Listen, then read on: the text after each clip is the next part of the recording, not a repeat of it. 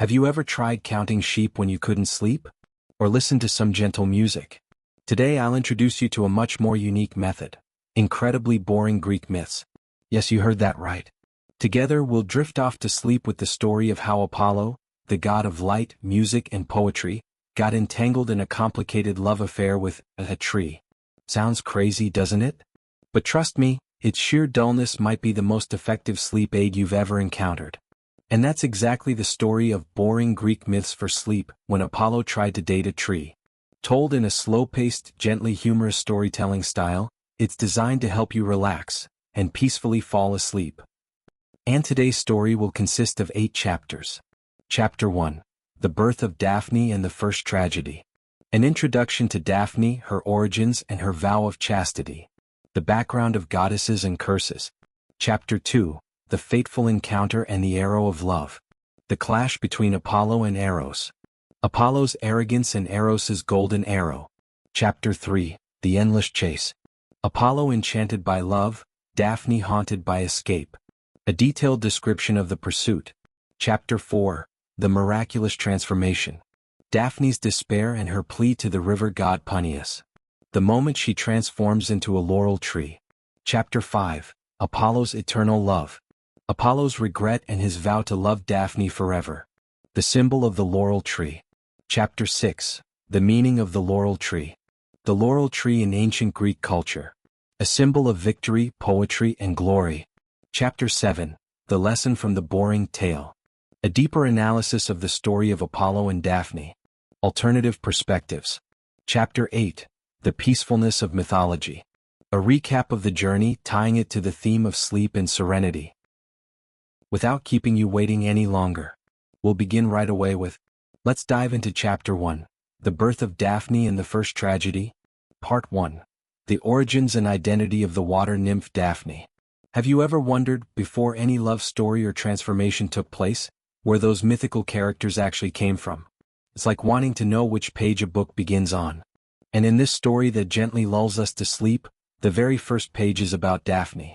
Her name means laurel, a fateful name, don't you think? Daphne was not a powerful Olympian goddess with a glittering throne or magical weapons. She was a nymph, a nature spirit. More specifically, she was a dryad, a forest nymph tied to trees in the deep woods. Who was Daphne's father? It was Peacefulness, a great river god. Picture a majestic river winding through lush green valleys, carrying life and eternal flow, that is Peacefulness. As the daughter of a river god, Daphne embodied the purity, gentleness, and untamed spirit of nature itself. She grew up among the rustling of leaves, the murmuring of water, and the scent of earth and sky. There were no grand palaces or extravagant feasts. Daphne's life was one with nature, a place where she found absolute freedom and peace. Daphne is often described as incredibly beautiful, with long, glossy hair like a stream, eyes as clear as a lake, and skin as soft as morning dew. But that beauty came with no desire for love or marriage. On the contrary, she completely turned her back on such things. Strange, isn't it? A beautiful young woman who didn't want romance? This brings us to another important part of Daphne's character, her vow of chastity. Part 2. The Vow of Chastity, a choice for an independent life. In the world of Greek mythology, many goddesses chose the path of chastity, most notably Artemis, the goddess of the hunt. Artemis was the embodiment of independence, strength, and freedom from any romantic entanglement. Daphne, perhaps influenced by goddesses like Artemis, or simply guided by her own instinct for freedom, vowed to remain chaste for life. This meant she would never marry, never fall in love, and would devote her life to protecting nature, living freely in the deep forest. For Daphne, love and marriage seemed like chains, bonds that would take away the precious freedom she longed for. She did not want to be possessed, did not want to be bound by anyone. Do you feel a sense of empathy with that? Sometimes we just want to be free, untouched by demands or expectations. That was exactly what Daphne desired. She spent her days running across hills, hunting alongside other goddesses, and enjoying the peace of the green woods. Her father, the river god Peacefulness, naturally hoped that his daughter would marry and bear children to continue the family line. He often tried to persuade her, but Daphne always firmly refused. She pleaded with her father to let her live like Artemis, free and unbound by love. Out of love for his daughter, Peneus eventually agreed to her request, though his heart held a trace of regret. He understood that Daphne's happiness lay in freedom, not in marriage. Part 3. The mythical world of Greek gods, curses and destiny. To truly understand Daphne's tale, we need to take a gentle step back and gaze at the larger tapestry of Greek mythology. Now, this mythical world wasn't just filled with mighty gods on golden thrones or heroic warriors slaying monsters with impeccable timing.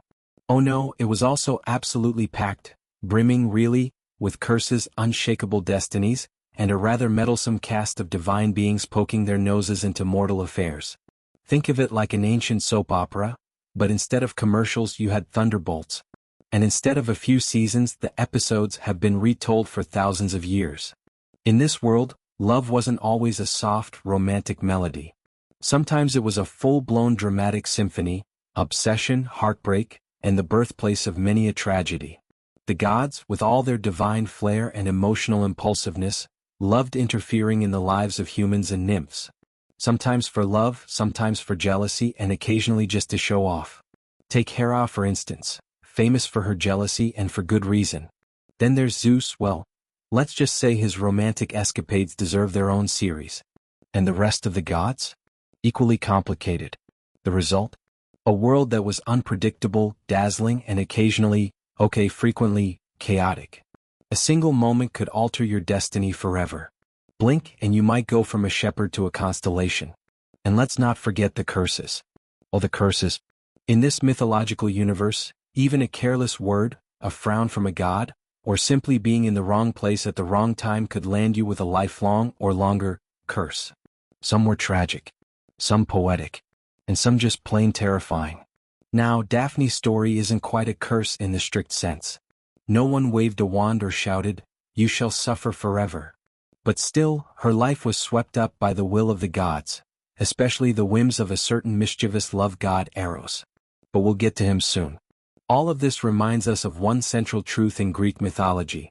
No matter how graceful, clever, or cautious you were, life could change with a single divine whim. In this world, no one, mortal or nymph, was ever truly in control of their own fate. Part 4. Beauty and Danger, the Hidden Curse. Beauty? In the world of ancient Greek myths, beauty is never just a blessing. No. It's often a beautifully wrapped curse, a delicate trap set by the universe with petals soft as silk, and thorns just as sharp. Take Daphne, for instance.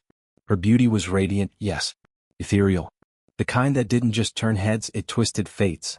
And while that might sound like something to envy in the realm of gods and mortals, looking a little too good could mean attracting the wrong kind of attention, from divinities with too much time on their hands, or mortals with far too much ambition. You see, Daphne wasn't just beautiful. She had principles. She had sworn an oath of chastity, longing for a life of peaceful solitude, far from the chaos of love and courtship. But even tucked away in the quiet heart of the forest, she shone like a wildflower in spring, bright, bold, and impossible to ignore. And that, dear listener, is where the hidden curse begins. Not a curse spoken aloud, not the kind cast with thunder and lightning by some angry god. No, this was more subtle. A cosmic discomfort, if you will. Because when someone dares to defy the sacred rhythm of love and desire, of courtship and continuation, the universe tends to squirm. It itches. And sometimes, it interferes.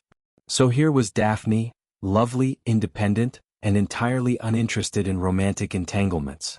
And the universe? Well, it didn't quite know what to do with her. That's when the story takes a turn. Unbeknownst to Daphne, far away, a certain young god was growing increasingly intrigued. A little vain, a little cocky, and very much used to getting what he wanted, this divine troublemaker was about to set his eyes, and his ego, on our unsuspecting nymph. What follows is not your average love story. It's the kind of myth that makes you sigh, chuckle, and maybe whisper, "Oh Daphne, run while you still can." Because soon, very soon, a powerful god would arrive. And with him, a storm of destiny she never asked for. But that, my dear friend, is a tale for the next part.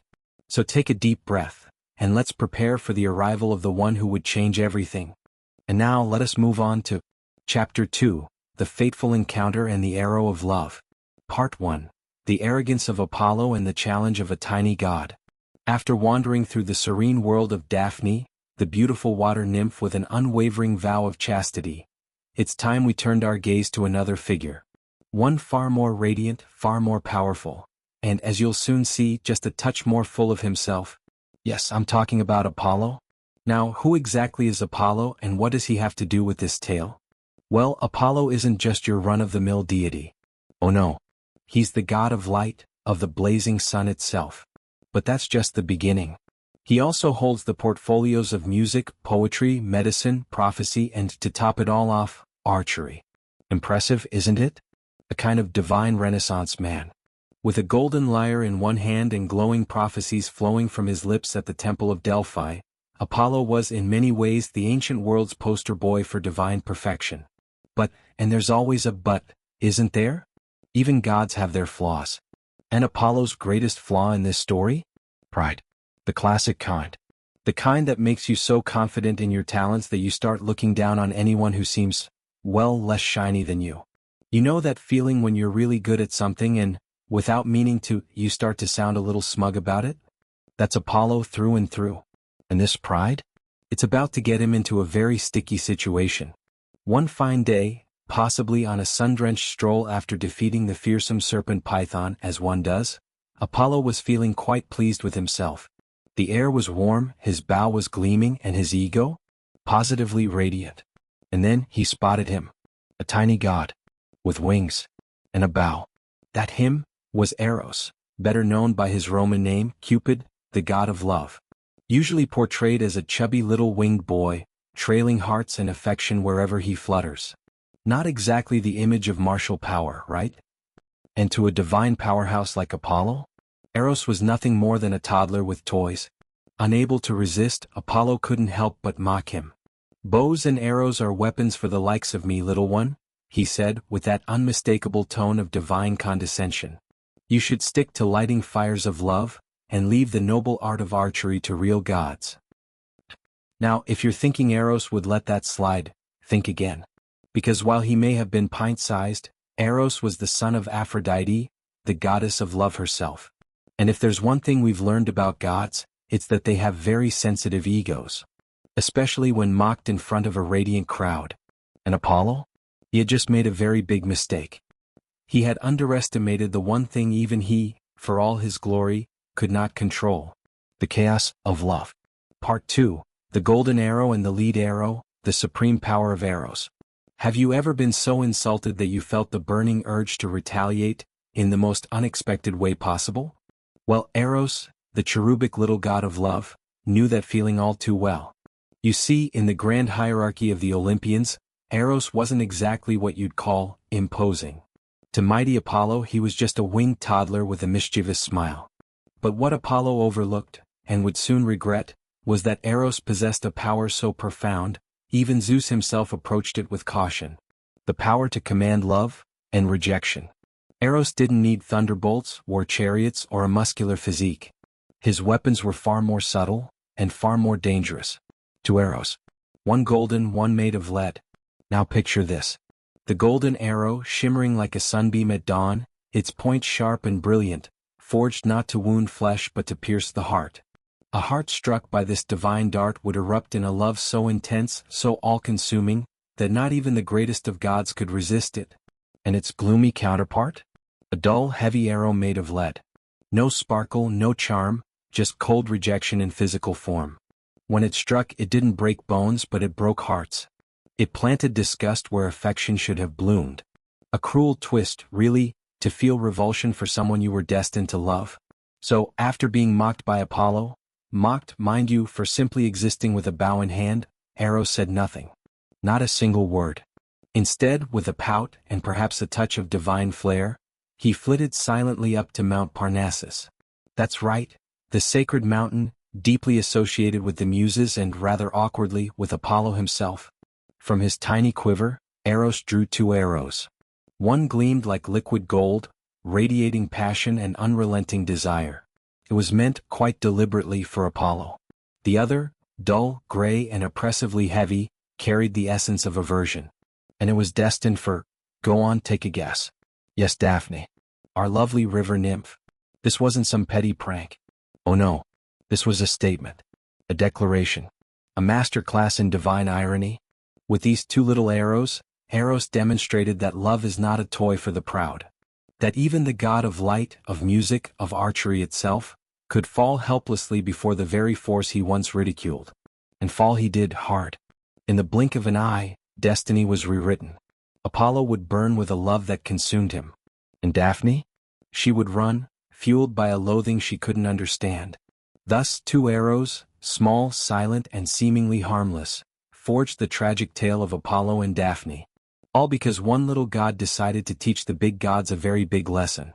Never underestimate the power of love, especially when it's holding a bow. Part 3, a tragic moment, the arrow flies. Are you ready for the moment of fate? The one that changes everything? Because this is it. This is where things take a turn, not just toward drama but into full-blown mythological mayhem. A love story, or perhaps more accurately, a tale of obsession and divine pettiness, is about to unfold. You see, Eros, our not-so-innocent god of love, was feeling a bit offended. Apollo had mocked him earlier, never a wise move with gods, and Eros, with quiet fury and a dash of theatrical flair, decided to prove a point. And oh, what a point it was. Picture the scene. Apollo, glorious and golden, is strolling through a sunlit glade. He's probably still basking in the glory of having just defeated the monstrous python, or maybe he's composing his next epic poem, something noble and terribly profound. Little does he know, high above, a golden arrow gleams in the sun. This isn't any ordinary arrow. It's a magical weapon crafted to pierce not the flesh but the soul. And it's aimed right at him. The moment the golden arrow slices through the air and lands in Apollo's heart, there's no blood, no wound, not even a sound. But inside him, oh inside, a fire ignites. Not a gentle warmth, mind you. This is the raging wildfire of passionate, all-consuming love. And not just love. Obsession. Desire so intense it borders on madness.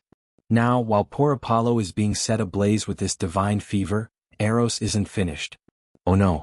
He has another arrow, this one made of cold, heavy lead. And it's meant for Daphne. Somewhere not far off, Daphne is frolicking through the woods, light-hearted and free, possibly humming a tune or chasing butterflies. Blissfully unaware that fate is aiming straight at her back. The leaden arrow touches her. Gently. No pain. No mark. But something shifts inside her. A chill. A revulsion. An overwhelming, instinctive dread of love, romance, and, worst of all, men who think poetry is a personality. It's not just disinterest. It's terror. A visceral, bone-deep urge to run far, far away from anything resembling affection. And there it is. The moment when tragedy truly begins. Apollo, the shining god of beauty, light, and song, becomes a prisoner of his own infatuation. And Daphne, the carefree nymph of the wild woods, becomes trapped in a fear of love so intense, it might as well be a curse. Two arrows. Two destinies. Crisscrossed by the mischievous hand of a very small, very spiteful god. Do you feel the irony? One heart forced open, the other forced shut. One desperate to chase, the other desperate to flee. And from this tangled knot of divine emotions and questionable archery choices, the great and endless chase begins. Part 4, Apollo's agony and Daphne's despair. A love story destined to go hilariously wrong. Now, dear listener, behold the curious power of two tiny arrows. That's all it took, just a flick of Eros' golden and lead-tipped mischief, to twist the fates of two mighty beings into a tale of chaos and confusion. First we have Apollo. Yes, that Apollo, god of the sun, music, poetry, prophecy. Basically the overachiever of Mount Olympus. One moment he's radiant and composed, strumming his lyre under golden skies. The next, wham! Eros' golden arrow strikes straight into his divine heart, and suddenly our sunny god is no longer interested in lyres or light or lofty truths. No. His entire existence now revolves around one very specific, very uninterested nymph. Daphne.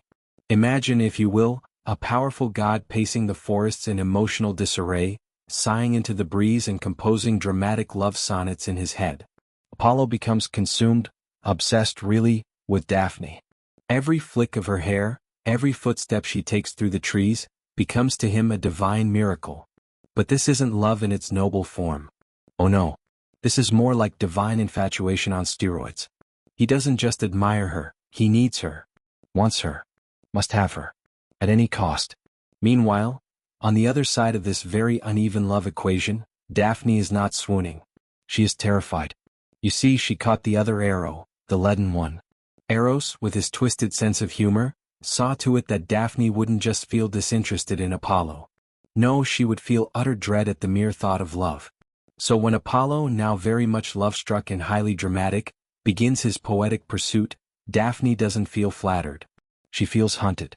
Apollo, to her, is not some charming deity with glowing skin and a golden crown of laurels. He's a threat.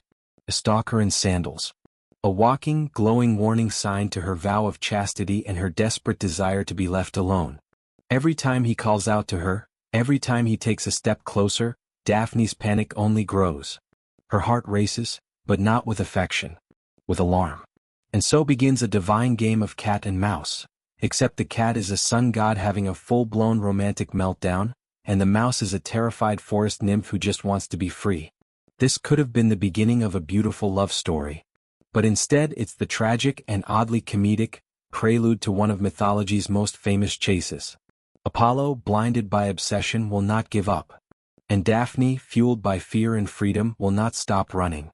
This, dear listener, is where the real heartbreak begins.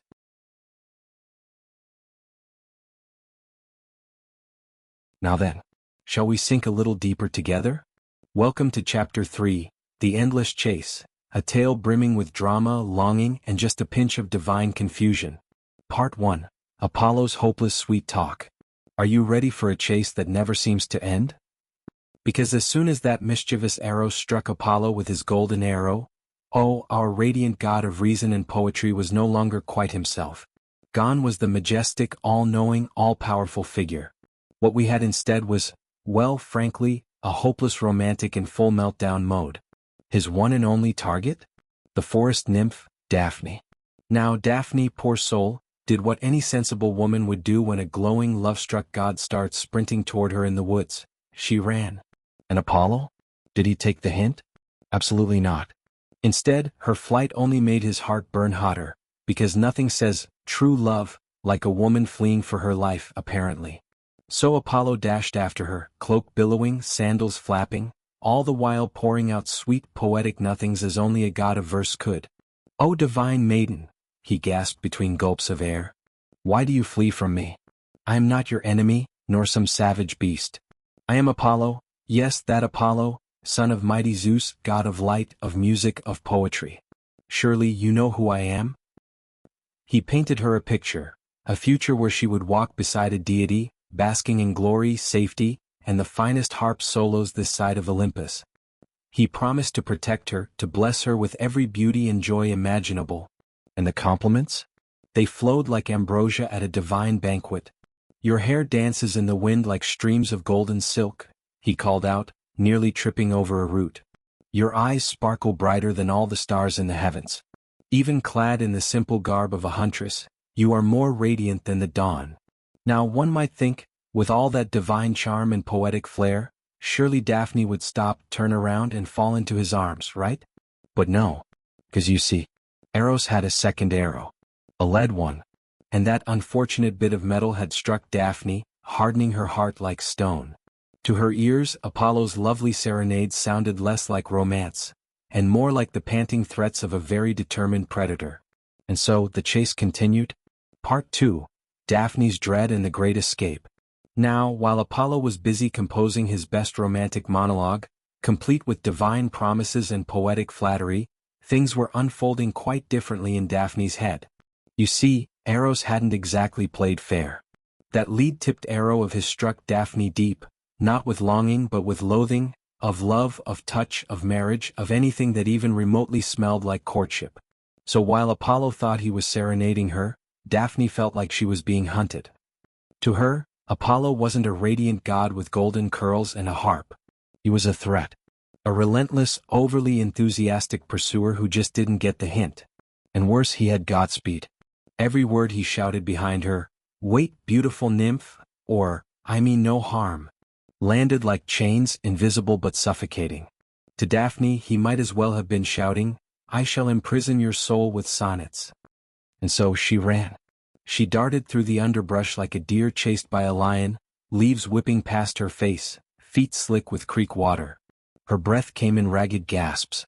Every time she glanced back, Apollo was closer, graceful, glowing, and entirely unaware that he was terrifying. The forest, once her sanctuary, now became a frantic blur. She leapt over roots, crashed through brambles, her mind screaming in panic. You could almost hear her inner voice cry out, "Gods, please? Any God. Save me." Whether it was a desperate prayer or just the last ounce of hope clinging to her heart, it didn't matter. The fear had taken over. And yet Apollo kept coming. Not tired. Not slowing. Just determined. Oh, the divine stamina of an immortal bachelor with a crush. Every breath Daphne took was a battle. Her lungs burned, her legs begged for mercy, but the terror of being caught, and worse, being loved against her will, was more powerful than fatigue. She didn't care who Apollo was or how shiny his chariot looked. She didn't care about prophecy, destiny, or Olympic credentials. What she wanted, what she needed, was freedom. A quiet life among the trees, far from the drama of gods and arrows. This was not a love story. This was a one-sided pursuit, a collision course between obsessive adoration and a woman's right to say no, loudly and while sprinting. Can you feel it? The pounding heart, the breathless dread, the absolute desperation of Daphne in that moment? Because this was no ordinary chase. This was survival. Part 3. The distance narrows, between promise and despair. Can you feel the tension in the air? And so, the chase continued, relentless, breathless, and frankly rather undignified for a god. Apollo, radiant and determined, poured every ounce of his divine strength into the pursuit. But Daphne, fueled not by admiration but by sheer, unfiltered panic, somehow managed to stay just out of reach. It was, if you squinted, a bit like a tragic version of a cat chasing a particularly swift and very unwilling mouse. The kind of mouse who has absolutely no intention of becoming anyone's love interest. Apollo shouted as he ran, his voice growing more desperate, more dramatic with every step. "Stop, my Daphne. What are you doing? You're only hurting yourself. I don't want to harm you, I just want to love you." Yes. Because nothing says romance quite like sprinting through the woods after someone who's clearly terrified of you. In Apollo's mind, if only Daphne could feel how deeply he loved her, how divine, how poetic, how utterly intense that love was, then surely she would stop, turn, smile, perhaps even swoon. But alas, he had no idea about that little arrow of lead lodged squarely in her heart. An arrow that had turned all his godly charm into little more than background noise. The ground beneath them blurred with speed. Apollo could feel it, almost there. His golden curls caught the wind. He could see hers, fluttering just ahead. He could almost hear her breath. With every stride, his hopes swelled. If he could just reach out, just touch her, everything would fall into place. Surely. Right? But for Daphne, every step Apollo took felt like a sledgehammer pounding against her last, trembling hope. Her lungs burned. Her legs screamed. Her heart thumped wildly, not with excitement, but with the heavy dread of something irreversible. And then, there he was, closer than ever. His face no longer looked like the sun god of legend, but rather the relentless face of a hunter too used to getting what he wants. The space between them? Shrinking. Terrifyingly so. Between Apollo's feverish promises and Daphne's aching despair, a tragedy was rushing toward them faster than either could stop. And you, dear listener, can you feel it? That unbearable tension hanging in the air? The kind that makes your shoulders rise and your breath slow down. Because something is about to happen. And it won't be a kiss. Part 4, the final desperate prayer. And now, the chase had reached its peak. Poor Daphne, she had given everything. Her lungs burned like a blacksmith's forge. Her legs? About as useful as overcooked spaghetti. She simply couldn't go on. Behind her, she could feel Apollo's breath, warm, relentless, brushing against the back of her neck. He was so close. Too close. So close, in fact, that she could almost feel his fingers reaching for her. And what did she feel? Not romance, not flattery. No, it was pure, gut-twisting terror. The horror of being seized. Of losing her freedom, that one precious thing she held even dearer than life itself. And so, at that breaking point, the moment where the world narrows down to a single heartbeat, Daphne did the only thing left to do. She prayed. not to the skies, not to the gods in general. She cried out to her father, Peacefulness, god of the river, and possibly the only one who could hear her over the sound of Apollo's determined footsteps. "Father," she pleaded, gasping through tears, "if you are truly divine, if you have any power at all, change me. Destroy this beauty that has cursed me. Save me from this." Now this wasn't a prayer for survival. It wasn't about escaping to live another day. This was a cry for transformation, for escape in the truest, most irreversible form. She would rather become anything else, anything at all. As long as she no longer had to be herself, the girl Apollo wouldn't stop chasing. Her cry echoed through the forest, haunting, raw, desperate. And somewhere in the deep rumble of river currents her father heard. Perhaps he felt her anguish ripple through his very waters. And at that moment, when Apollo was mere steps away, something extraordinary happened. Something painful. Something magical. Or, depending on your opinion, possibly a bit of both. Can you picture it? Apollo's hand reaching out, almost touching her skin. And just then, the transformation began. It was the turning point of the tale, where desperation blossoms into myth. Or was it a miracle? A curse? Maybe both. But one thing is certain. Daphne was about to become something entirely new. Let us continue our gentle journey through myth and marvels. Chapter 4. The Miraculous Transformation. A place where everything changed forever. Part 1.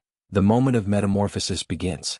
Have you ever had a moment when time seemed to stop, completely, utterly still, as if the whole world were holding its breath?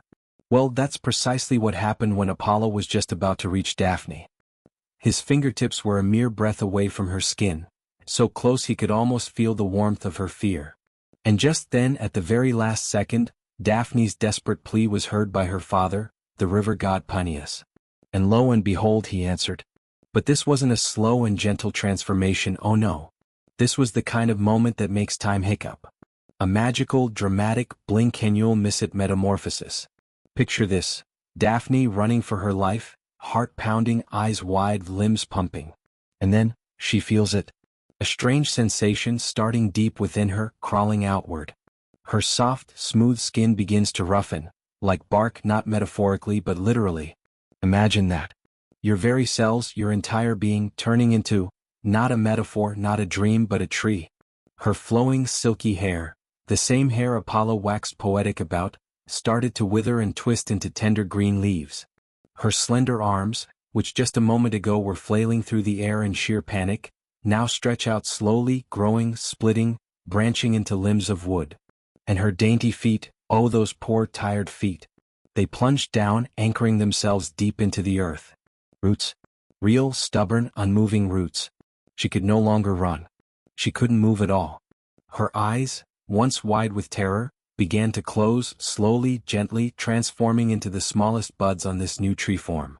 Her whole body, inch by inch, breath by breath, became something else entirely. A tree. A beautiful, unmoving, sacred tree. And what did she feel? Not just pain, though there was that. Not just fear, though of course who wouldn't be afraid. But also a peace. A strange, aching peace. Because now she would never have to run again. She had escaped. She was free, from Apollo, from the golden arrow of obsessive love, from the chase. Part 2. The emotions of Apollo, from longing to despair. Now, can you picture the expression on Apollo's face at that very moment? There he was, divine, radiant, ever so sure of himself, reaching out with all the eagerness of a god in love, his fingers just about to brush against the beautiful Daphne. His eyes sparkled with desire, with certainty. And then, confusion, dread, horror. Because instead of warm, delicate skin, his hand met something rough, unforgiving. Bark. Yes, bark. In the blink of an eye, the nymph who had consumed his thoughts, who had run from him with such desperate grace, was no longer a nymph at all. Daphne had turned into a tree. A literal, rooted, leaf-sprouting, sap-flowing tree. Poor Apollo. The shock didn't just come from the transformation itself. Though, let's be honest, that would throw anyone off. No, it was the brutal realization that what he longed for most in the world was now forever out of reach. His love, divine, fiery, relentless, could no longer touch her. No matter how much he wanted to. That, dear listener, is despair. The kind that sits heavy in your immortal chest and makes you question your place in the universe. There he stood, paralyzed, staring at the young laurel tree growing quietly before him. This was what all his chasing had come to? He had pursued her with the tireless force of a god, and now, she was gone. Not gone in the usual sense, no. She hadn't vanished into thin air, she had, rather dramatically, chosen to become a tree rather than be with him. That little detail, I imagine, did some serious damage to Apollo's pride. Still, he reached out once more, gently this time, his fingertips brushing the fresh bark, tracing the edges of tender leaves, searching for some trace of her. A whisper of warmth. A flicker of spirit. Something. But there was only wood. Cool, silent wood. Can you feel his heartbreak? The ache of it? That sharp twist of sorrow that only comes when love, even one lit by the golden fire of Eros arrow, is met not with passion, not even with rejection, but with chlorophyll. In the end, Apollo's great love had transformed into his greatest lesson, that not even gods can command a heart that does not want them. Part 3, The Laurel Tree, Daphne's New Identity. Now, do you remember what the name Daphne means? That's right, Laurel. And in one of those poetically tragic twists the ancient myths love so much, her name finally caught up with her, quite literally. When her transformation was complete, Daphne was no longer a breathless forest nymph with twigs in her hair and panic in her eyes. She had become a laurel tree, Laurus nobilis to be precise. Not just any shrubbery, mind you. This was no random piece of topiary. This was fate, and also Daphne's own fierce choice. You see, the laurel is no ordinary plant. It's evergreen, proudly wearing its glossy green leaves all year round. It has a full, fragrant canopy and a presence that whispers, not shouts. And for Daphne, becoming a laurel was the final escape. No longer running. No longer pleading. No longer objectified. She had folded herself into nature, into the earth and sky, becoming one with the very world she loved and protected. Her beauty, once a magnet for unwanted divine attention, was now quiet, steadfast and rooted. Literally. The kind of beauty that doesn't need to be admired to have meaning. And here's the best part. From this moment on, Daphne would never again have to fear love, or worse, possession. She had found ultimate freedom in the stillness of her new form. The laurel's leaves do not fall, they endure. They symbolize eternity and resilience. How fitting for Daphne, a soul that stood firm, that refused to bend to desire or demand. Yes, this story may seem like a tragedy. A tale of love unreturned and transformation irreversible. But for Daphne, it was salvation. A victory cloaked in chlorophyll. She had chosen to protect herself, to preserve her vow of chastity, her independence, her essence. Her becoming the laurel wasn't just another mythical metamorphosis. It was a declaration, about agency, about boundaries, and about the quiet power of saying, no, so firmly it takes root and grows leaves. Part 4, The Eternal Melancholy of Apollo. Or, how one god fell in love with a tree and never got over it. Now, what do you suppose Apollo did after watching the lovely Daphne turn into, well, a tree? Yes, a tree. Not just any tree, mind you. A laurel tree. Smooth-barked, leafy, and entirely stationary. But alas, Eros' mischievous little arrow had pierced too deeply. The god of light, music, poetry, and oh so many talents, was hopelessly in love. And unfortunately for him, the object of his desire now had roots. With a heart cracked like ancient pottery and eyes full of tragic longing, Apollo stood beside that laurel tree. He reached out, tenderly, and stroked the bark. He kissed the glossy leaves with the kind of passion usually reserved for dramatic opera finales. "Oh, Daphne," he whispered, barely holding back a sob. "You may never be my bride, but you shall forever be my sacred tree. Your leaves will remain evergreen, never to wither." A bit intense? Yes. But that's Apollo for you. Was it love? Was it obsession? Even the muses weren't entirely sure. From that day on, the laurel tree became Apollo's symbol, a living shrine to unfulfilled love and poetic devotion. He declared that laurel wreaths would crown the heads of poets, musicians, victorious athletes, and heroic souls of great renown. In doing so, he ensured that Daphne, though forever rooted, would be entwined with glory and the arts for all eternity. The laurel leaf, thanks to this celestial heartbreak, would go on to symbolize triumph and immortality. A small comfort perhaps for a god whose love went unanswered, but still a poetic one. And so it was that Apollo, radiant god of the sun, carried a hidden shadow within. Though he lit up the world, a quiet sorrow trailed behind him like the final notes of a mournful melody. Whenever he caught sight of a laurel tree swaying in the breeze, he would pause, just a moment, and feel it all again. The sting of rejection, the ache of desire, and the haunting legacy of Eros' arrow. A reminder carved in bark and leaf, whispering softly through time. Even gods are not immune to the folly of pride, or the unpredictable chaos of love. Let us continue to drift gently into Chapter 5, Apollo's Eternal Love. A Tale of Emotion and Acceptance. Part 1. The Heartache of an Unfulfilled God of Love. You remember Daphne, don't you? The lovely nymph who ran faster than an Olympic sprinter with commitment issues, until she quite literally put down roots. Right when Apollo, radiant, confident, borderline smug Apollo, thought he'd finally touched the hand of love, she turned into a tree. Yes, a tree. For a god who's used to getting everything he wants, adoration, applause, and probably perfect lighting wherever he goes, this was not just a rejection. This was a divine slap in the face by nature itself. You see, Apollo wasn't just any god. He was the god of healing, capable of curing any mortal illness. Yet here he was, unable to mend the most human of ailments, a broken heart. He was the god of prophecy, able to see the future, but couldn't see this coming. And of course he was the god of light, and still somehow couldn't shine his way into Daphne's heart. Just imagine the scene. A glorious, golden god, radiant and proud, now standing quietly beside a laurel tree, staring, maybe even sniffling. It wasn't just the pain of rejection. It was the humbling realization that some things, no matter how divine you are simply out of reach. Love, especially the kind you try to chase and force, doesn't always bow to gods. And so Apollo stood there, his heart heavy with sorrow, his pride quietly crumpled, and his soul learning a hard, leafy lesson. This wasn't just any heartbreak. It was the kind of eternal ache that even time and immortality can't soothe. And yet, in the silence between god and tree, in the stillness of unreturned love, something tender remained. Part 2, a promise to love forever, the symbol of acceptance. Now let's take a deep breath and return to the quiet grove where things took a rather leafy turn. Though Daphne had turned into a laurel tree, yes, an actual tree with branches, bark and all, Apollo's love, or to be perfectly honest, his divine obsession, didn't simply fade away. Oh no. Thanks to Eros's golden arrow, the flame in his heart only burned brighter. Or perhaps, more poetically, it rooted itself even deeper. You see, now that Daphne had become one with nature, eternal, unmoving, and, well, deciduous, Apollo faced a truth that many of us eventually must. You can't always get what you want. And when a god can't have the girl, he does the next best thing.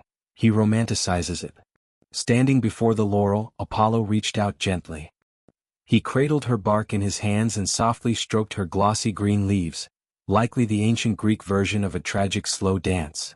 In that moment he whispered, solemn and sincere, "O my Daphne, though you cannot be my wife, you shall forever be my sacred tree. I will wear your leaves as my crown, my symbol of glory. Your foliage will never fade, just as my love for you shall never die." Dramatic? Certainly. But also, kind of beautiful. This vow wasn't merely a poetic gesture or a lovesick god being overly theatrical. No, this was acceptance. Apollo, once so arrogant and insistent, had evolved. He was no longer chasing Daphne, demanding her love, or trying to reverse fate with divine tantrums. Instead he chose reverence. He honored her decision. He embraced her new form. And from that day on, the laurel tree wasn't just Daphne. It became something more, a living symbol of eternal love, unspoken devotion, and a bond that even transformation couldn't break. A green, leafy legacy rooted in pain, yet flourishing with meaning. Do you notice the change in Apollo? From a proud, radiant god chasing a nymph, to a mournful, reverent figure cradling a tree. His journey is one of tragic growth, from arrogance through obsession and finally, to bittersweet acceptance. It's the moment where pain turns into poetry, where loss blossoms into legacy, and where a crown of evergreen leaves becomes a quiet promise whispered through time. Forever green, forever yours. Part 3, the laurel wreath, glory woven with grief. Have you ever seen those grand old statues of Roman emperors, or paintings of Olympic champions crowned with a wreath of leaves? That leafy crown isn't just a fashion statement from antiquity. Oh no, it's Daphne. Yes, that Daphne. Only now, she's in her new form, as a tree. You see, after Daphne transformed into a laurel tree to escape the overly enthusiastic affections of Apollo, our dear sun god didn't take it lightly. He was heartbroken, poetic, and a tad dramatic. So naturally he made a vow. No other plant would ever grace his head or altar but Daphne. From then on, the laurel, or in Greek the Daphne, became the most sacred symbol of Apollo. It was her leaves, gently braided into elegant crowns, that would rest atop the heads of champions. Winners of the Pythian Games, athletic and musical competitions held in honor of Apollo himself, would be adorned with laurel wreaths. So would poets, musicians, and artists, all under Apollo's divine patronage. And here's the twist. Every time a poet was crowned with laurel, it wasn't just an award for talent. It was also a subtle reminder of Apollo's eternal heartbreak. Because that leafy circle, symbol of victory, immortality, and excellence, also tells the story of unfulfilled love, a divine obsession, and a final, leafy refusal. Every single vibrant green leaf is a piece of Daphne, woven forever into Apollo's legend. So next time you see a laurel wreath, whether on a marble bust, an Olympic medal ceremony, or a fancy university logo, don't just think of glory and greatness. Think of Apollo and Daphne. Think of love that turned into foliage. Think of the unshakable sorrow of a god who could scorch the sky, but couldn't warm the heart of one determined nymph. Because that crown isn't just a prize. It's a story. A silent, evergreen tale of passion and pain, triumph and tragedy, glory and goodbye. Part 4. The immortality of the laurel, the eternal love of a persistent god. Now, have you ever noticed something curious about the laurel tree? Its leaves never fall. They stay green all year round, steadfast, unchanging. That's not just a fun fact for gardeners. In mythology, it's no coincidence. It is, in fact, a quiet but powerful symbol of Apollo's eternal love and his very poetic heartbreak.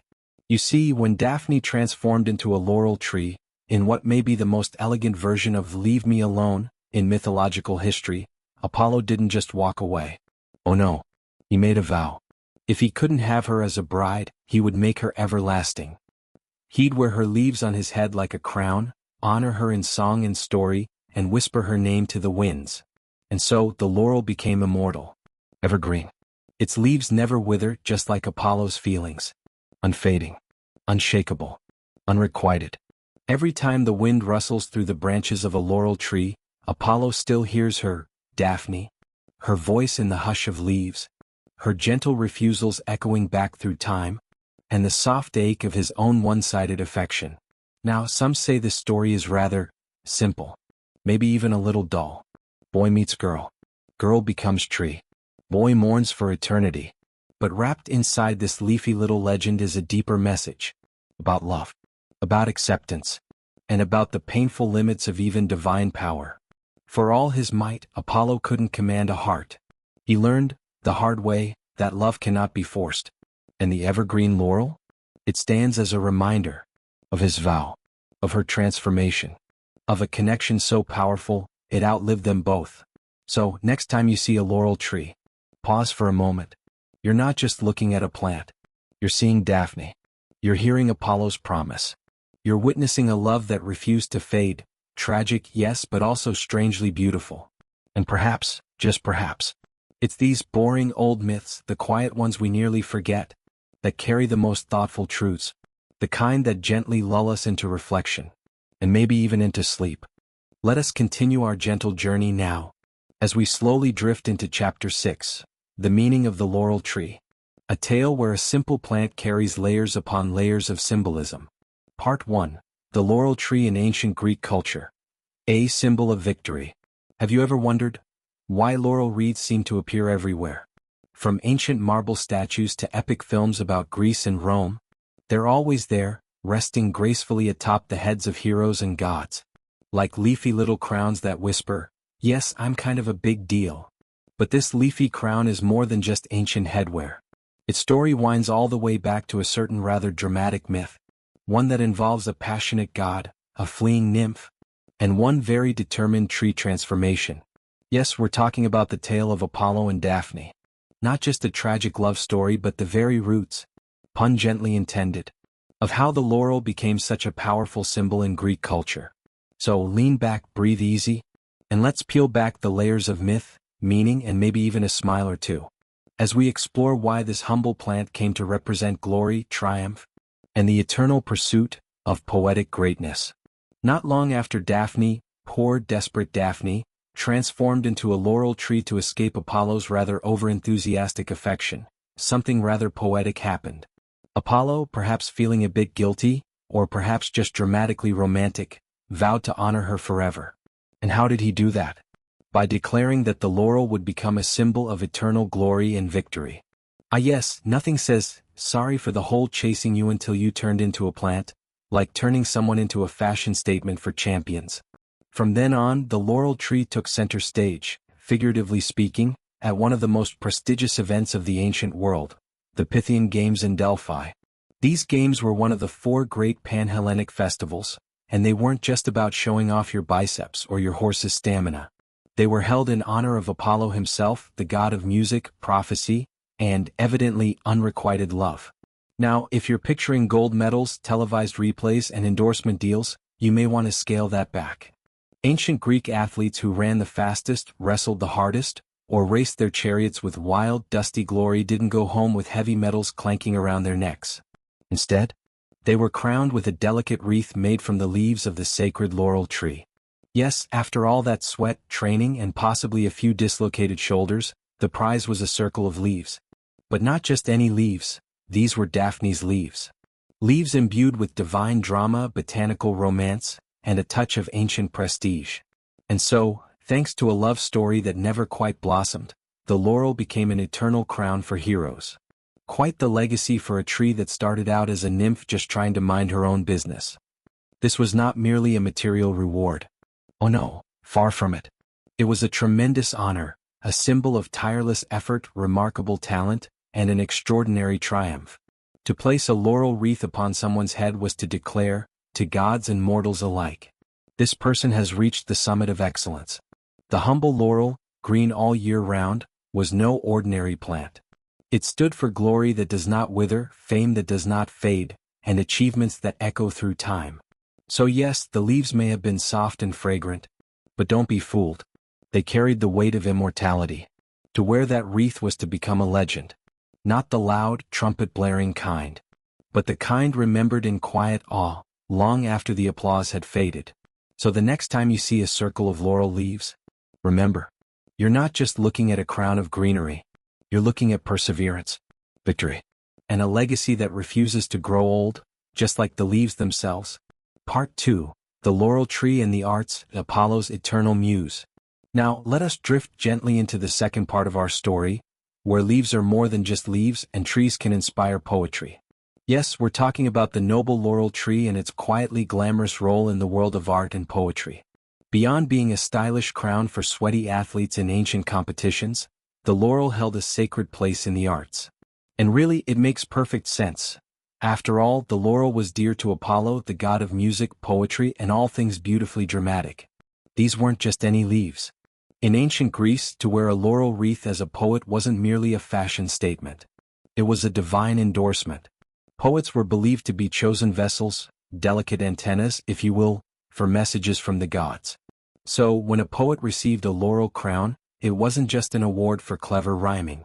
It meant they had, perhaps over a glass of strong wine, received a kiss of inspiration directly from Apollo himself. Picture it, a poet with dreamy eyes, laurel leaves gently perched atop a head full of divine verse, reciting lines that made grown men weep and amphorae spill. Quite the image, isn't it? But the laurel didn't just lounge around in poetry circles. Oh no, it played a starring role at Apollo's temple in Delphi, the most mysterious of all spiritual destinations. There, the famed oracle, the Pythia, would channel messages from Apollo while surrounded by laurel trees. The leaves were sacred, the air was thick with incense, and according to legend, chewing a bit of laurel might just tip you into a trance profound enough to chat with a god or two. With all that mystique, it's no wonder the laurel became more than just a plant. It turned into a living symbol of the eternal muse, of creativity that knows no bounds. Its evergreen leaves whispered of timeless inspiration, gently reminding us that true art transcends time, space, and perhaps even a bit of common sense. And then there's Daphne, who, having transformed into a laurel tree to escape Apollo's relentless affections, ironically became the very thing he would cherish forever. In leafy silence, she became his muse, not just for love left unfulfilled, but for every artist who dares to reach for the divine. Part 3. The meaning across civilizations, the spread of a symbol. Did you know that the laurel wreath didn't just stop at ancient Greece, sip a bit of olive wine and call it a day? Oh no. This leafy little crown had big ambitions. It packed its metaphorical bags and went on a grand tour across empires, especially into the arms of the mighty Romans. You see, the Roman Empire didn't just borrow from the Greeks, they upgraded. And when it came to the laurel wreath, they didn't treat it like a simple garden accessory. No, in Rome this wreath was elevated to a whole new level of glory. In ancient Rome, the laurel wreath wasn't just for poets, athletes, or dreamy philosophers. It became a bold symbol of military triumph and political honor. Roman generals, after leading their armies through epic battles and likely more than one muddy field, were rewarded not just with cheers, but with the ceremonial placing of a laurel wreath upon their heads during a grand victory parade. Yes, imagine that. Marching through the streets, the crowd roaring, trumpets blaring, and there you are, sweaty, exhausted, but gloriously crowned with leaves. It wasn't fashion. It was prestige. Emperors too donned the laurel wreath, not because it matched their tunics, but because it signaled power, dignity, and divine leadership. A subtle way of saying, yes, I'm the emperor. Yes, these leaves are from a tree. But also, bow before me. And so, from Greece to Rome, the humble bay leaf transformed from kitchen herb to eternal symbol. A quiet, green reminder that glory sometimes comes in the shape of a circle. Even the English word laureate, as in Nobel laureate, or poet laureate, has a leafy little secret tucked inside it. That word, so often associated with grand prizes and high honors, actually grows from the root of a very old tree, the laurel tree. Yes, that same humble bundle of leaves worn on ancient brows now echoes in university diplomas and glittering awards. From Nobel Prizes to academic titles, the laurel wreath still quietly whispers its message: you've done something quite splendid. And it all started with a rather awkward myth. A love story gone sideways. A nymph, a god, and a rather unexpected transformation into a tree. You see, long ago, a beautiful maiden was turned into a laurel tree, perhaps to escape an overly enthusiastic admirer, and from her leafy boughs bloomed one of the most enduring symbols of human achievement. So yes, a boring old myth about a forest chase and a magical metamorphosis has quite curiously shaped the very way we recognize greatness. Across centuries and continents, that leafy crown reminds us, even the oldest stories can quietly influence how we see success, how we honor excellence, and how we understand what it means to triumph, without ever raising their voice. Part 4. The Laurel Wreath Today, the Eternal Legacy of Daphne. Now, have you ever stopped to notice that the laurel wreath is still quietly hanging around? No longer the centerpiece of grand ancient rituals, true, but somehow, Daphne's leafy legacy refuses to fade. Like that one friend who never quite leaves the group chat, the laurel has found clever ways to linger in our modern lives. Take university graduations, for example. Amidst the long gowns and proud families wielding oversized bouquets, you might spot it, that little laurel wreath tucked into the school crest or stitched on a seal. It's not just decoration. It whispers of knowledge earned, of minds sharpened through books, coffee, and the occasional all-nighter. In the military too, the laurel shows up, proudly emblazoned on badges and medals. Here, it doesn't represent poetry or philosophy, but bravery, honor, and hard-won glory. Think of it as the ancient world's way of saluting modern courage. Even in the sleek world of branding and logos, the laurel has managed to sneak in. Peer closely at luxury cars, elegant cosmetics, or old-school heritage labels, and there it is again. A silent nod to excellence, tradition, and maybe a bit of ancient flair. So yes, Daphne may have become a tree, but she's certainly not been forgotten. Her story lives on not just in myth, but in emblems, achievements, and the occasional embossed graduation program. The laurel tree. Once upon a myth, it was not just a tree at all. It was a nymph named Daphne, swift of foot and steadfast of heart, fleeing the relentless pursuit of love. You see, Apollo, the golden god of music and light, had just won a little archery contest against Cupid. Feeling quite proud of himself, he mocked the tiny god of love. Big mistake. Because if there's anything more dangerous than a Greek god with a bruised ego, it's a Greek god with a point to prove. So Cupid, with a smile that said, "You asked for it," fired 2 arrows. One tipped with gold, to make someone fall helplessly in love. And the other tipped with lead, to make someone run the other way. And thus, poor Daphne was caught in the middle. Apollo fell madly, poetically, unreasonably in love with her. And she wanted absolutely nothing to do with it. So she ran. Through forests, across rivers, breathless and desperate. Until in one final plea she begged her father, a river god, to save her. And he did. But not quite the way you might expect. He turned her into a tree. Yes. A lovely, fragrant, evergreen tree, the laurel.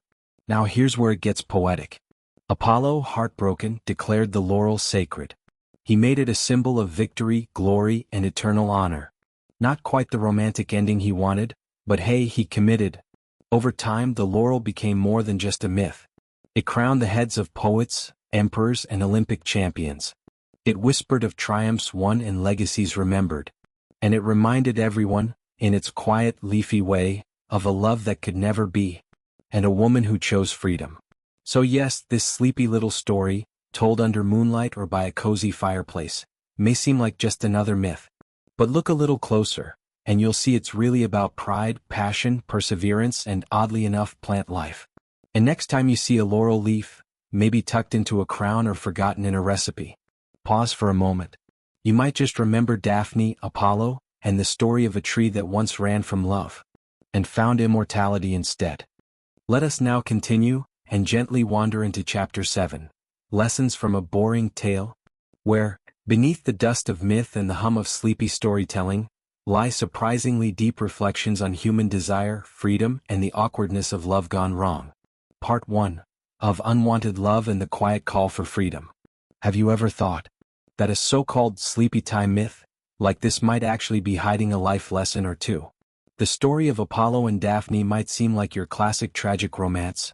God sees girl, God wants girl, chaos ensues. But let's take a slower stroll through its layers, shall we? This is not just a tale of love. It's a tale of obsession, boundaries, and what happens when you really should have taken no for an answer. You see, Apollo, our golden boy, literally gets hit by Cupid's golden arrow. And just like that, bam. He's hopelessly, ridiculously, embarrassingly in love with Daphne.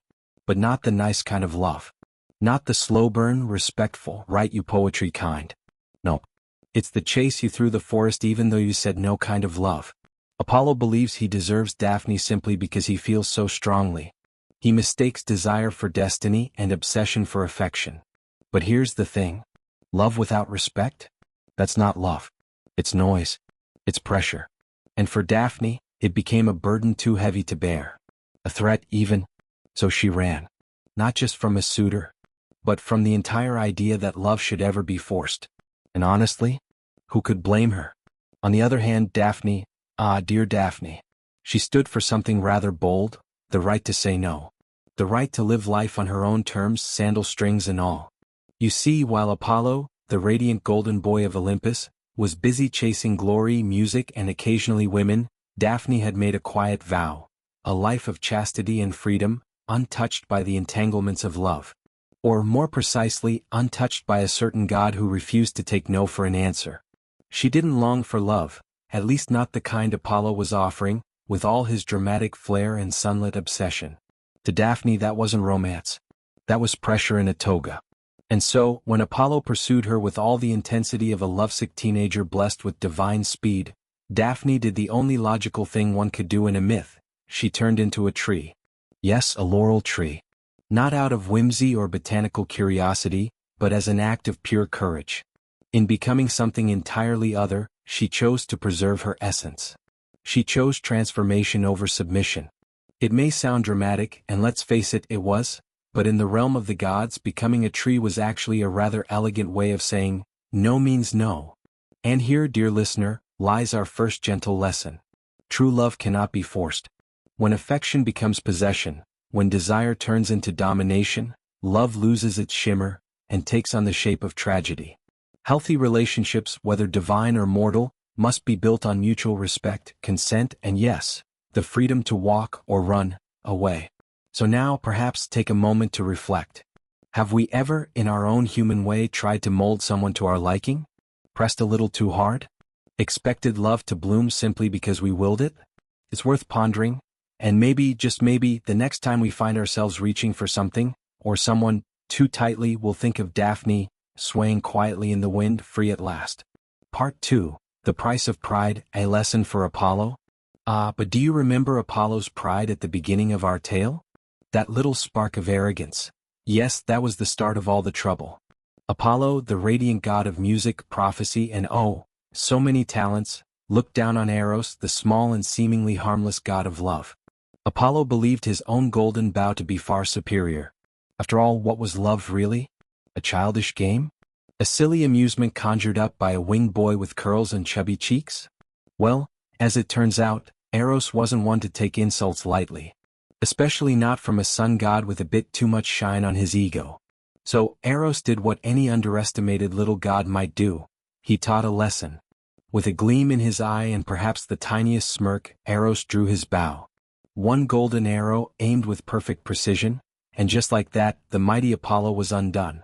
From a proud and confident deity, Apollo became a lovesick fool, utterly enchanted by Daphne, a nymph who, unfortunately for him, wanted absolutely nothing to do with divine romance. The once all-powerful god now found himself helpless. Not even his music, his beauty, or his prophecy could win her heart. And that, dear listener, was Apollo's first real taste of powerlessness. A divine reminder that no matter how great your strength, love, true love, answers to no command. Not even the sun gods.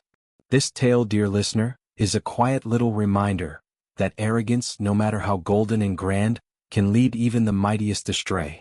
You see, no matter how talented you are, or how high your pedestal may rise, looking down on others or underestimating the quiet power of seemingly small things, may one day come back to bite you, gently or otherwise. Even Apollo, the glorious god of light and music, had to learn this the hard way. Yes, that Apollo, radiant, revered, and perhaps just a touch too full of himself. He found out that not even a god can bend the laws of love, or dodge the arrows of fate with a smirk. And this lesson? It wasn't tucked away for gods alone. Oh no. It has a place right here in our own slightly messy, entirely human lives. Because sometimes, let's be honest, we all get a little too comfortable. We think we've got it figured out. We believe we're steering the ship, writing the script, and reading ahead in life's book. But then, just like that, we're reminded to be humble, to respect the quiet corners of life, and to recognize that even the smallest people, the simplest moments, and the tiniest twists in the plot can change everything. So next time you feel a bit like a sun god in your own right, just remember Apollo, and maybe give fate a polite nod just in case she's watching. Part 3. A symbol of sacrifice and transformation. Now let's pause for a moment. Have you ever noticed that Daphne's transformation wasn't really an ending? Not exactly. In fact, it was more like a beginning in disguise. Yes, turning into a laurel tree might not be everyone's idea of a grand finale, but in Daphne's case, it was both an act of sacrifice and a bold leap into something new. She gave up her human form, her limbs, her voice, her very name, not for love, not for glory, but for freedom. Everlasting, leafy freedom. And here's where things get quietly brilliant. Daphne's transformation tells us something else too, that even in the tightest of corners, when all doors seem to slam shut, there is still a way, a different path. Maybe not paved with gold, but perhaps with bark and leaves. She didn't surrender to pressure. She didn't let herself be claimed. No, she became something untouchable. Something rooted yet wild. She chose her own form. Her own future. And by doing so, she preserved the most precious thing of all, her independence. A tree, yes. But also, a quiet revolution swaying in the wind. The laurel tree with its evergreen leaves stands as a quiet symbol of endurance and unwavering resolve. It doesn't shout, it doesn't sparkle, but it endures. And that, perhaps, is the most heroic thing of all. Its leaves whisper a gentle reminder to us that even in the midst of great changes, those seismic shifts that shake the very ground beneath our feet, the essence of who we are can still remain intact. The laurel doesn't panic. It simply continues being a laurel. Now, let us drift for a moment into the tale of Daphne. Daphne, she didn't vanish into thin air as some might think. No. She simply changed form, gracefully stepping out of one chapter of existence and into another. From a spirited nymph to a tree with quiet dignity, she remained herself at heart, pure, unbroken, and ever free. And what's the lesson here, tucked neatly between the leaves? Life, my friend, has a habit of surprising us. Sometimes delightfully. Other times, well, let's say unexpectedly. There are moments when we must let go of a plan, a person, or even a version of ourselves. And in doing so, we don't always lose. In fact, we might just be setting ourselves on a path to a deeper peace, a truer freedom. You see, sacrifice isn't always about losing something. Sometimes, it's simply the brave act of choosing transformation over stagnation. Like Daphne, we may find that becoming something new is not the end, but a higher kind of beginning. Part 4. The Many Layers of Myth, More Than Just a Bedtime Story. Now, did you notice something curious? That tale of Apollo and Daphne? Well, it wasn't quite as boring as the title may have cheekily suggested, was it? In truth, it's a wonderful example of just how multidimensional mythology can be. You see, these old stories, these ancient whispers passed down through time, aren't just quaint little bedtime fables meant to lull us to sleep. Oh no, they're far more than that. They're treasure troves of meaning, moral puzzles, reflections of human nature and the grand, messy worldview of ancient civilizations. Take a closer look, and every detail begins to sparkle with deeper symbolism. The golden and leaden arrows of Eros? A poetic commentary on desire and rejection. Daphne's vow of chastity? A declaration of autonomy in a world that rarely allowed it. And Apollo's prideful pursuit? Well, that might just be the gods showing us what happens when ego leads the way. Each element represents something greater: inner conflict, cosmic laws, social codes. And nestled in all of it are themes we still wrestle with today. Unrequited love, personal freedom, the consequences of our choices, and fate's ever-changing hand. So yes, this isn't just mythology. It's a mirror, one held up to the hearts of those long gone and maybe, just maybe, to ours as well. Exploring myths like these isn't just about peeking into the past. It's a gentle way of understanding the tapestry of history and culture. And perhaps, just perhaps, a soft nudge to reflect on our own lives. Do you ever feel like these ancient tales are oddly familiar? Like they've quietly strolled into the modern world with sandals and scrolls, whispering wisdom into the chaos of emails and traffic jams? Maybe, just maybe, mythology isn't here to excite us, but to soothe us. Not because it's dull, but because it invites our minds to soften, to drift, and to open up to meanings we might miss in the noise of the day. And sometimes, in that stillness, we find the answer we didn't even know we were looking for.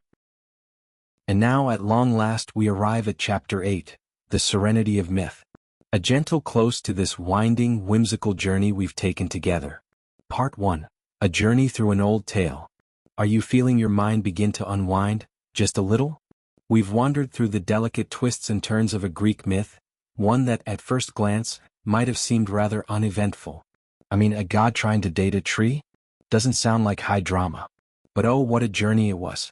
We met the lovely Daphne with her steadfast vow of chastity, no dating, no gods, no thank you, and the ever-confident Apollo, who apparently thought he could charm his way through anything, even a forest.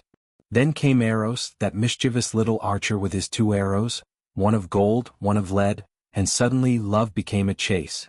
A divine game of tag, if you will, with Daphne sprinting for her freedom and Apollo hot on her heels. And just when you thought it might end in the usual romantic way, surprise! Daphne turns into a tree. Not just any tree, but a laurel tree. Elegant, eternal, and, well, entirely uninterested in dating. We stayed for Apollo's moment of heartbreak, quiet, poetic, and just a tad awkward. He couldn't have the girl, so he honored the tree. Thus, the laurel became a symbol of victory, of beauty, of artistic greatness. A crown worn not just by poets, but by every soul who's ever longed and lost and grown from it. And in the end, we found a few gentle lessons tucked between the leaves, about the importance of personal choice, the risks of unchecked pride, and the strange, transformative power of desire. Every detail, every character in this tale carries its own meaning. like tiny puzzle pieces forming a grand mosaic of how the ancient Greeks saw their world.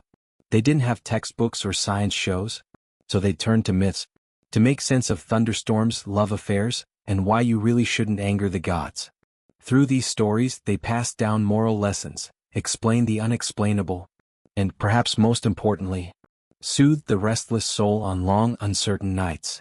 And tonight, in our own quiet way, we've walked that very path with them. Part 2, Mythology, a soft blanket for the soul. Have you ever noticed that sometimes fairy tales and ancient myths have a strange little superpower? They soothe the soul. In a world that's constantly buzzing, blinking, and rushing somewhere, there's something quietly magical about sitting down and letting an old story wash over you. Like the tale of Apollo and Daphne, timeless, peculiar, and oddly comforting. These stories don't ask much of you. They don't demand problem-solving or big decisions. They don't make you answer emails or fold laundry. They simply flow. They are gentle rivers of words, carrying you far from your to-do list, into a place where imagination gets to stretch its legs, and your everyday worries get politely asked to wait outside. Because when you're listening to a story, your mind begins to follow the rhythm of the narrator, almost like it's sighing in relief. Ah, finally something I don't have to fix. Just like bedtime tales that lull children into deep, dreamy slumber. These so-called boring legends? Well, they have a curious little power of their own. They work on grown-ups too. Not with dragons or daring sword fights, but with a gentle escape from reality. They carry you away to a quieter place, where the world softens, and your mind can finally breathe. Imagine the whisper of wind through laurel leaves, the soft glow of moonlight on an old stone path, and the stillness of a forest that forgot how to rush. It's all wrapped up in this story, one that doesn't ask for your full attention, just your company, as it slowly walks beside you, leading you to peace. Part 3, Reconnecting with yourself in the quiet. Do you feel your mind beginning to slow down a little? Good. That's a sign you're doing it right. Because in a world that often spins too fast for its own good, emails flying, clocks ticking, teacups rattling, finding just one moment of stillness feels like uncovering treasure. And sometimes that treasure takes the form of myth. Especially the kind told in a soft voice with no rush to go anywhere. Take the tale of Apollo and Daphne. Now, don't worry, we're not just here for the gods and goddesses, although they do have a flair for the dramatic. We're here for something more human. Beneath all the golden laurels and flowing tunics are feelings that are timeless. Love, fear, longing for freedom, and that familiar sting of loving someone who simply doesn't love you back. You might find a piece of yourself in Apollo's pride, always reaching, always chasing. Or in Daphne's fear, longing to stay rooted, untouched by what the world demands. Or maybe in the quiet ache of their tragic mismatch, you'll recognize something tender from your own story. And that's where the magic lies. In this connection, this moment of recognition, you begin to feel a certain comfort. A gentle reassurance that you're not alone. These emotions you carry, these strange dreams and deep sighs, they've been whispered through stories for thousands of years. So let the night settle around you like a warm blanket. Let the rhythm of this ancient tale wash over you like slow waves on a sleepy shore. This is your quiet space now. No expectations. No judgment. Just a story, a heartbeat, and a safe place to reflect on who you are, and what you've been carrying lately. It's a kind of soul therapy, really. A soft way to come back to yourself, to find your balance again, before drifting gently into sleep. Part 4, A Gentle Farewell and a Whispered Invitation. And so, dear listener, we come to the end of our peculiar little tale, Boring Greek Myths for Sleep, when Apollo tried to date a tree. Quite the romantic, wasn't he? I hope that along this meandering path through gods, trees, and ill-fated flirtations, you found not only a surprisingly effective sleep aid, but also a moment or two of quiet reflection, and perhaps a touch of peace in your heart. Isn't it curious how the things we once thought dull, old myths, tired tales, often turn out to carry the deepest meaning? Like the laurel tree, evergreen and quietly dignified, these stories endure. They wait patiently in dusty corners of old books and bedtime podcasts, until someone, like you, comes along to listen. If this little story has helped lull you toward sleep, or simply brought a gentle pause to your night, I'd be ever so grateful if you tapped that subscribe button. It may seem small, but for storytellers like me, it's the quietest kind of applause, and a lovely nudge to keep going. Now then, let the final echoes of Apollo's leafy heartbreak drift into your dreams. And may your slumber be deep, soft, and utterly mythological. Sleep well, dream kindly. And I'll see you next time for another sleepy stroll through the legends of old.